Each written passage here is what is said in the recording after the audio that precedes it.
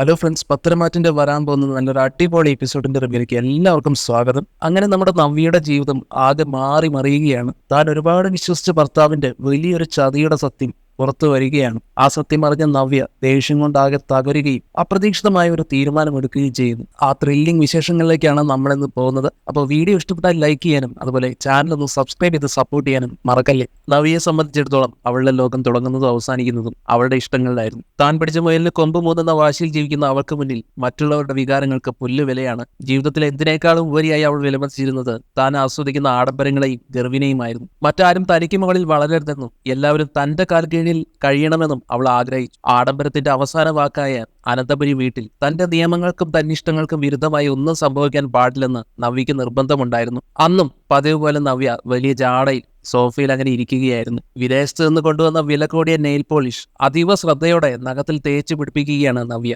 വരാനിരിക്കുന്ന വലിയൊരു പരസ്യ ചിത്രത്തിൽ അഭിനയിക്കാൻ പോകുന്നതിന്റെ ആവേശത്തിലായിരുന്നു. അവളുടെ മനസ്സ് നിറയെ അതിനെപ്പറ്റിയുള്ള സ്വപ്നങ്ങളായിരുന്നു. ആ സമയത്താണ് ചന്തുമോൾ അങ്ങോട്ടേക്ക് ഓടി വന്നത്. നയന ഒരു പ്ലേറ്റിൽ ചോറുമായി അവളുടെ പിന്നാലെ ഉണ്ടായിരുന്നു. മോള് കുറച്ചുകൂടെ കഴിക്കെന്ന് പറഞ്ഞ് നയനെ വിളിക്കുന്നുണ്ടെങ്കിലും ചന്തുമോൾ അതൊന്നും കേൾക്കാതെ ചിരിച്ചുകൊണ്ട് ഓടുകയായിരുന്നു. നവ്യയുടെ ഗർവിനെക്കുറിച്ചോ ആ നെയിൽ പോളിഷിന്റെ വിലയെക്കുറിച്ചോ ഒന്നും അറിയില്ലായിരുന്നു. പക്ഷേ ഓട്ടത്തിനിടയിൽ ചന്തമോൾ അറിയാതെ നവ്യയുടെ കയ്യിൽ തട്ടി. കയ്യിലിരുന്ന നെയിൽ പോളിഷ് കുപ്പി നിലത്ത് വീണ് ചിന്നിച്ചിതറി. വില കൂടിയ ആ പെയിന്റ് തറയിൽ ആകെ പടർന്നു. നവ്യക്ക് ദേഷ്യം സഹിക്കാനായില്ല. നവ്യ പെട്ടെന്ന് ചാടി എഴുന്നേറ്റിട്ട്, നീ ഇതെന്താ കാണിച്ചത്? കണ്ണ് കണ്ടൂടെ നിനക്ക്? അവൾ ഉച്ചത്തിൽ അലറി. നവ്യയുടെ ശബ്ദം കേട്ട് ചന്തമോൾ ആകെ പേടിച്ച് വിറച്ചുപോയി. ആ മുറിയിൽ ആകെ പെട്ടെന്നൊരു നിശബ്ദത പടർന്നു. പേടിച്ചു വിറച്ച ചന്തമോൾ ഒരടി പോലും മാറാനാവാതെ അവിടെ തന്നെ തറഞ്ഞു നിന്നു. നവ്യയുടെ കണ്ണുകളിലെ ദേഷ്യം ആ കുഞ്ഞിനെ അത്രമാത്രം ഭയപ്പെടുത്തിയിരുന്നു. നിന്നോടടി ചോദിച്ചത്, നീ എന്താ കാണിച്ചു വെച്ചത്? നിനക്ക് വായ തുറന്ന് സംസാരിക്കാൻ അറിയില്ലേ? നവ്യ വീണ്ടും അലറി. പേടി സഹിക്കാനാവാതെ ചന്തമോൾ പൊട്ടിക്കരയാൻ തുടങ്ങി. പക്ഷെ ആ കരച്ചിൽ നവ്യയെ കൂടുതൽ പ്രകോപിപ്പിക്കുകയാണ് ചെയ്തത്.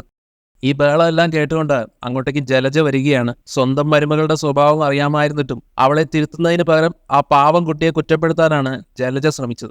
നവ്യേ, നീ എന്തിനാ ഇവളോട് ഇങ്ങനെ ചൂടാവുന്നത്? ആരെങ്കിലും കണ്ടാൽ നിന്നെ കുറ്റപ്പെടുത്തില്ലേ? ഇവളത്ര നിസ്സാരക്കാരിയൊന്നുമല്ല. നമ്മളിവിടെ പറയുന്നത് മുഴുവൻ ഇവൾ ആ നയനയുടെ ചെവിയിലെത്തിക്കും. ഇവളൊരു ചാരപ്പണിയാണ് ഇവിടെ നടത്തുന്നതെന്ന് നിനക്കറിയില്ലേ? എരിയുന്ന തീയിൽ എണ്ണ ഒഴിക്കുന്നത് പോലെയായിരുന്നു ജലജയുടെ ആ വാക്കുകൾ. അത് കേട്ടതും നവ്യയുടെ നിയന്ത്രണം പാടെ വിട്ടു. അവൾ ആരുടെ അടുത്ത് വേണമെങ്കിലും ചെന്ന് പറയട്ടെ അമ്മേ, ഇത് ഞാൻ കഷ്ടപ്പെട്ട് മോഡലിംഗ് ചെയ്തുണ്ടാക്കിയ പൈസയ്ക്ക് വാങ്ങിയ സാധനമാണ്, അല്ലാതെ ആരുടെയും ഔദാര്യമൊന്നുമല്ല. ഇതിന് പകരം ചോദിക്കാൻ എനിക്ക് അവകാശമുണ്ട്. ഏതായാലും ചന്തുമോളുടെ ഈ പ്രവൃത്തിയിൽ ദേഷ്യം സഹിക്കാനാവാതെ നവ്യ കൈ പൊക്കിക്കൊണ്ട് ചന്തുമോളുടെ അടുത്തേക്ക് ആഞ്ഞപ്പോഴേക്കും ചന്തുമോളാണെങ്കിലും കണ്ണുകൾ അടച്ച് പേടിയോടെ നിന്നു. എന്നാൽ കൈ ചന്തുമോളുടെ ദേഹത്ത് പതിക്കുന്നതിന് മുമ്പ് ചേച്ചി എന്നുള്ളൊരു വിളി മുഴങ്ങി. വേറെ ആരുമല്ല, നയനയാണ് ചന്തുമോളുടെ കരച്ചിൽ കേട്ട് അങ്ങോട്ട് വന്നത്. ഈ കാഴ്ച അവളുടെ ഹൃദയം തകർക്കുന്നതായിരുന്നു. നവ്യ ചന്തുവിനെ തല്ലാൻ കൈയോങ്ങുന്നതും ഒരു നിമിഷം പോലും പാഴാക്കാതെ സ്വന്തം ശരീരം കവചമാക്കി നയന അവർക്കിടയിലേക്ക് ചാടി വീണു. ചന്തുമോളെ നെഞ്ചോട് ചേർത്ത് പിടിച്ചുകൊണ്ട് നയന ചോദിക്കുകയാണ്, ചേച്ചിക്ക് ഇതിന് എങ്ങനെ മനസ്സ് വരുന്നുവെന്ന്. ഒരു ചെറിയ കുപ്പി കൈതട്ടി വീണതിനാണോ ഈ പാവം കുഞ്ഞിനെ ഇങ്ങനെ അടിക്കുന്നതെന്ന്. എന്നാൽ ഇത് കേൾക്കുന്ന നവ്യയുടെ ചുണ്ടിൽ വിരിഞ്ഞത് പരിഹാസം നിറഞ്ഞൊരു പുഞ്ചിരിയായിരുന്നു. നീ എന്തിനാ ഇങ്ങനെ തുള്ളുന്നത്? ഇവള് നിന്റെ വയറ്റിലുണ്ടായതല്ലോ. നിനക്ക് വേദനിക്കാൻ ഇവള് നിന്റെ ചോരയല്ല. എന്റെ കൺമുന്നിൽ ഉടഞ്ഞത് എത്ര വിലയുള്ള സാധനമാണെന്ന് നിനക്കറിയുമോ? നവ്യയുടെ ഈ വാക്കുകൾ കേട്ട് നല്ല ചുട്ട മറുപടി കൊടുക്കുന്നുണ്ട് നയന. എനിക്ക് ജനിച്ചതല്ലെങ്കിലും ഇവൾ എന്റെ മകൾ തന്നെയാ ചേച്ചി. പെറ്റമ്മയേക്കാൾ സ്നേഹത്തോടെയാണ് ഞാൻ ഈ കുഞ്ഞിനെ നോക്കുന്നത്. എന്റെ മോളുടെ ദേഹത്ത് ഒരു നഖക്ഷതം ഏൽപ്പിക്കാൻ പോലും ഞാൻ ആരെയും അനുവദിക്കില്ല. നയനയുടെ വാക്കുകൾ കേട്ടതും നവ്യയുടെ നിയന്ത്രണവും വിട്ടു. നീ വലിയ സ്നേഹമൊന്നും അഭിനയിക്കണ്ടടി. നിന്റെ കെട്ടിയവന് മറ്റൊരു പെണ്ണിലുണ്ടായ പാപത്തിന്റെ അടയാളമല്ലേ? എന്നിട്ടും അതിനെ താങ്ങിക്കൊണ്ട് നടക്കാൻ നിനക്ക് നാണമില്ലല്ലോ.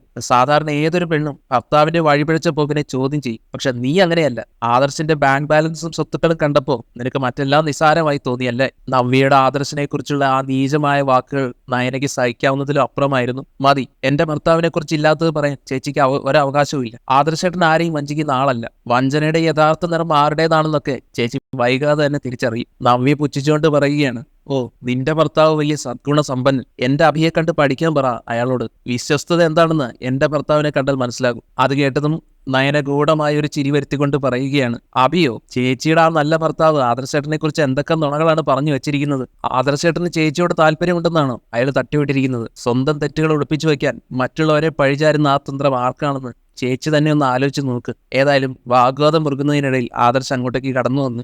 ആദർശ് നയനയുടെ തോളിൽ കൈവച്ച് അവളെ അവിടെ നിന്ന് മാറ്റാനൊക്കെ ശ്രമിക്കുന്നു. ആ രംഗം അവിടെ അവസാനിച്ചെങ്കിലും നവ്യയുടെ ഉള്ളിൽ സംശയത്തിന്റെ കനൽ നയനെ എറിഞ്ഞു കഴിഞ്ഞിരുന്നു. പിന്നീട് നവ്യ അതിനെപ്പറ്റി തന്നെയാണ് ആലോചിക്കുന്നത്. എന്തായിരിക്കും ഇവരെല്ലാവരും കൂടെ ഒളിച്ചു വയ്ക്കുന്നത്? അഭി അങ്ങനെ ഒരാളാകുമോ എന്നിങ്ങനെയുള്ള സംശയങ്ങളൊക്കെ നവ്യയുടെ മനസ്സിലേക്ക് വരികയാണ്. സംശയങ്ങളോടെ മുറിയിലേക്ക് മടങ്ങിയെത്തിയ നവ്യ കണ്ടത് പരിഭ്രമിച്ചു നിൽക്കുന്ന അഭിയെയാണ്. ബാത്റൂമിൽ ആരോടോ അതീവ രഹസ്യമായി സംസാരിച്ച് പുറത്തിറങ്ങിയ അഭി മുന്നിൽ നിൽക്കുന്ന നവ്യയെ കണ്ട് ഞെട്ടിപ്പോയി. നവ്യ, നീ ഇവിടെ ഉണ്ടായിരുന്നോ? അഭി വിക്കി വിക്കി ചോദിച്ചു. ഞാൻ ഇവിടെ തന്നെ ഉണ്ട്. അല്ല, നീ ആരോടോ ഇത്ര രഹസ്യമായി ബാത്റൂമിൽ വിളിച്ചിരുന്ന് സംസാരിക്കുന്നത്? അത് ജോലിയുടെ ഒരു കാര്യത്തിന് പുതിയൊരു പ്രോജക്റ്റ് ശരിയാക്കാൻ നോക്കുകയാണ്. നിനക്കറിയാമല്ലോ ഇവിടുത്തെ സാമ്പത്തിക അവസ്ഥ, അതുകൊണ്ട് ആരും കേൾക്കണ്ടെന്ന് കരുതി. അഭി ഇങ്ങനെയെല്ലാം നുണകൾ നിരത്തിക്കൊണ്ടിരുന്നു. പക്ഷേ അവന്റെ നെറ്റിയിൽ പൊഴിഞ്ഞ വിയർപ്പ് തുള്ളികൾ നവ്യ കാണുന്നുണ്ടായിരുന്നു. അല്പസമയത്തിന് ശേഷം നയന അവിടേക്ക് വന്നു. അഭി, നിന്നെ ആദർശേട്ടൻ വിളിക്കുന്നുണ്ട്. ഉടനെ മുറിയിലേക്ക് ചെല്ലാൻ പറഞ്ഞു. ഏതായാലും നയനയുടെ മുഖത്തേക്ക് നോക്കാൻ പോലും ധൈര്യമില്ലാതെ അഭി വേഗത്തിൽ അവിടെ നിന്ന് നടന്നു നീങ്ങി. അഭി ആദർശിനെ കാണാൻ വേണ്ടി പോയതും നവ്യ മനസ്സിൽ ചിന്തിക്കുകയാണ്, എന്നാലും ആദർശും അഭിയും തമ്മിൽ എന്ത് ഇടപാടാണുള്ളത്? അവർ തമ്മിൽ എന്തിനാണ് സംസാരിക്കുന്നത് എന്നൊക്കെ അങ്ങനെ അറിയാനുള്ള ആകാംക്ഷയോടെ നവ്യ പതുക്കെ അവർക്ക് പിന്നാലെ ചെന്നു.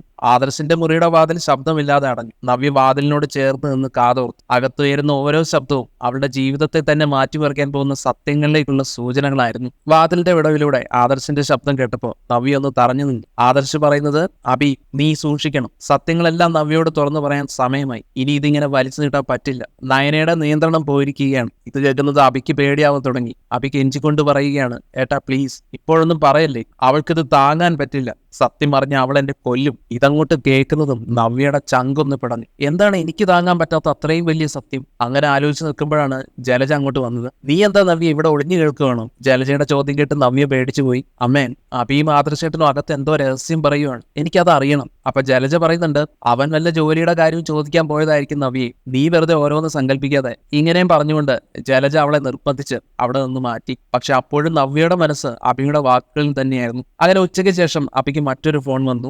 ആരും കാണാതെ അവൻ ബാൽക്കണിയിലേക്ക് മാറുന്നത് കണ്ട നവ്യ ഒരു പൂച്ചയെ പോലെ അവന്റെ പിന്നാലെ പതുങ്ങി ചെന്നു. എടാ, നീ അവിടെ തന്നെ ഉണ്ടാവണം. അഭി അങ്ങനെ ഫോണിലൂടെ ആരോടോ ആജ്ഞാപിക്കുകയാണ്.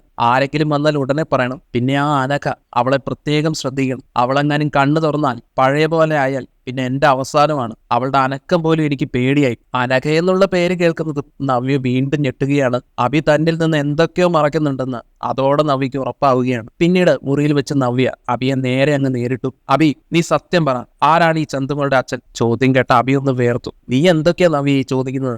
ആദർശേട്ടനാണെന്നുള്ള കാര്യം എല്ലാവർക്കും അറിയാവുന്നതല്ലേ? അപ്പൊ നവ്യ പറയും, എനിക്ക് സംശയമുണ്ട് അഭി. നയനയുടെ സംസാരവും നിന്റെ ഈ വെപ്രാളവും എല്ലാം കാണുമ്പോൾ എനിക്ക് തോന്നുന്നത് മറ്റൊന്നാണ്. അതുകൊണ്ട് നീ പറ അഭി, ചന്തുമോളുടെ അച്ഛൻ ആദർശേട്ടൻ തന്നെയാണോ അതോ നീയാണോ? ഇതങ്ങോട്ട് കേൾക്കുന്നതും അഭി അങ്ങ് വിറച്ചുപോയി. നവ്യേ, നിനക്ക് വട്ടാണോ? സ്വന്തം ഭർത്താവിനെയാണോ നീ ഇങ്ങനെയൊക്കെ പറയുന്നത്? അപ്പോഴേക്കും നവ്യയുടെ സ്വരം മാറി. നോക്കഭി, എന്റെ സംശയം അങ്ങനെ സത്യമാണെങ്കിൽ അന്ന് നീ എന്റെ ശരിക്കുള്ള രൂപം കാണും. എന്റെ കുഞ്ഞിനെ ഞാൻ ആർക്കെങ്കിലും ഏൽപ്പിച്ചിട്ട് നിന്നെ ഞാൻ തീർക്കും. എന്നിട്ട് ഞാനും മരിക്കും. നവ്യയുടെ ഈ ഭാവം കണ്ടപ്പോൾ അഭിക്ക് ശരിക്കും ഭയം തോന്നി. അവൻ അവിടെ നിന്ന് എങ്ങനെയെങ്കിലും രക്ഷപ്പെട്ടാൽ മതി എന്നുള്ള അവസ്ഥയിലായി. വൈകുന്നേരം ആദർശം നയനയും കാറിൽ നിന്ന് വന്നിറങ്ങിയതും അഭി ഓടിച്ചെന്ന് അവരെ മുറിയിലേക്ക് കൂട്ടിക്കൊണ്ടുപോയി. നവ്യ വിട്ടുകൊടുത്തില്ല. അവൾ വീണ്ടും ആ വാതിലിന് പിന്നിൽ. അകത്ത് അഭി കരച്ചിന്റെ വക്കിലായിരുന്നു. ഏട്ടാ, നവ്യക്ക് എല്ലാം മനസ്സിലായെന്ന് തോന്നുന്നു. ചന്തമോളുടെ അച്ഛൻ ഞാനാണോ എന്ന് അവൾ വീട്ടിൽ ചോദിക്കുക. നവ്യ അതും ഒളിഞ്ഞു നിന്ന് കേൾക്കുകയാണല്ലോ. അഭി ആ പറഞ്ഞത് കേട്ട് നവ്യയുടെ ശ്വാസം നിലച്ചുപോയി. ലോകം അങ്ങ് നിന്നു പോയതുപോലെ. അഭി തുടർന്നു, ഞാനാണ് ഈ കുഞ്ഞിന്റെ അച്ഛനെന്ന് അവൾ അറിഞ്ഞാൽ അവൾ എന്നെ കൊല്ലുവേട്ടൻ. ഏട്ടൻ എങ്ങനെയെങ്കിലും അവളെ ഒന്ന് പറഞ്ഞ് മനസ്സിലാക്കണം പ്ലീസ്. എന്തായാലും അതോടുകൂടി താൻ ഇത്രയും കാലം വിശ്വസിച്ച സ്നേഹം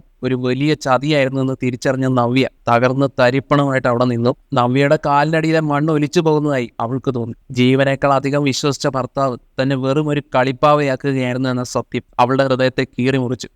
ആദർശേട്ടനോട് തോന്നിയ വെറുപ്പും നയനയോട് കാണിച്ച ക്രൂരതയും എത്ര വലിയ തെറ്റായിരുന്നു എന്ന് അവൾ വേദനയോട് ഓർത്തു. തന്റെ കൂടെ കിടന്നുറങ്ങിയ വഞ്ചകനായിരുന്നു എല്ലാ കുഴപ്പങ്ങൾക്കും കാരണമെന്ന് അവൾ തിരിച്ചറിയുകയാണ്. ചന്തമോൾ എന്ന ആ പാവം കുഞ്ഞ് അഭിയുടെ ചോരയാണെന്ന വാസ്തവം നവ്യയെ ശരിക്കും ഉലച്ചു കളഞ്ഞു. നവ്യയുടെ ആ സങ്കടം പിന്നീട് പതുക്കെ കത്തുന്ന പകയായിട്ടാണ് മാറിയത്. ദേഷ്യം കൊണ്ട് ശരീരമാകെ വിറയ്ക്കാൻ തുടങ്ങിയപ്പോൾ അവൾ തറയിൽ നിന്ന് എഴുന്നേറ്റു. വാതിലിനപ്പുറത്ത് അഭി അപ്പോഴും ആദർശിന് മുന്നിൽ മാപ്പിനായി അപേക്ഷിക്കുകയായിരുന്നു. നവ്യയാണെങ്കിൽ ഒട്ടും ആലോചിക്കാതെ തന്നെ ആ മുറിയുടെ വാതിൽ അങ്ങോട്ട് ചവിട്ടി തുറന്നു. മുറിക്കുള്ളിൽ ചുവന്ന് കലങ്ങിയ കണ്ണുകളുമായി നിൽക്കുന്ന നവ്യയെ കണ്ടപ്പോൾ അഭിക്കും ആദർശനും നയനയ്ക്കും ഒക്കെ ഭയം തോന്നുകയാണ്. അഴിഞ്ഞൊളിഞ്ഞ മുടിയും ഭ്രാന്തമായ നോട്ടവുമായി നിൽക്കുന്ന നവ്യയെ കണ്ട അഭിയുടെ നാവ് ഉണങ്ങിപ്പോയി. നവ്യയെ, പേടിയോടെയുള്ള അഭിയുടെ വിളി അവിടെ മുഴങ്ങിയപ്പോൾ നവ്യ പതുക്കെ അവനടുത്തേക്ക് നടന്നു ചെന്നു. നീ ഇത്രയും കാലം എന്റെ വെറും ഒരു വിഡ്ഢിയാക്കുകയായിരുന്നു അല്ലേടാ? എന്റെ ഭാഗം കൂടി ഒന്ന് കേൾക്ക്. അഭി വിക്കി പുറകോട്ട് നീങ്ങിയപ്പോ നിനക്ക് മാപ്പില്ല. നവ്യ അലറിക്കൊണ്ട് അവന്റെ കഴുത്തിന് കുത്തിപ്പിടിച്ചു. മറ്റുള്ളവരുടെ തലയിൽ നിന്റെ പാപങ്ങൾ കെട്ടിവെച്ചും സുഖമായി ജീവിക്കാൻ നിനക്ക് നാണമില്ല പാടില്ലേടാ